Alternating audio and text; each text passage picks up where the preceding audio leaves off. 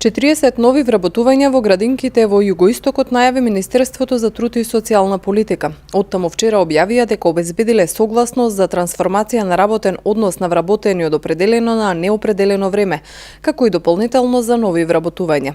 Во Гевгелија, на 8 лица ќе им биде трансформиран односот на неопределено време, а локалните власти ќе може да објават огласи за нови 6 вработувања.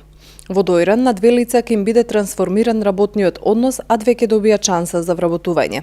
Трансформација на работен однос ќе има и за 6 лица што работеле во градинката во Василево.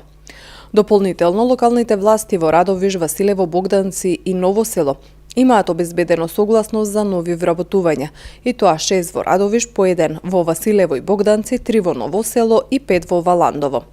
За општина Струмица од ресорното министерство велат дека претходно биле обезбедени побараниот број работни места.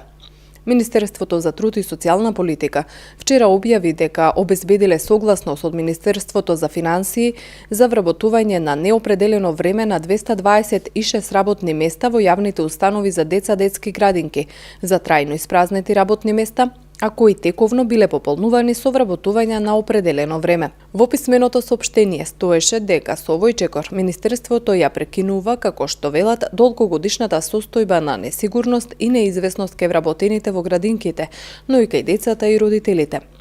Покрај тоа, а во насока на понатамошно подобрување на состојбата со кадровската екипираност во детските градинки, Министерството за труд и социјална политика обезбеди согласност од Министерството за финансии за нови 260 вработувања на неопределено време.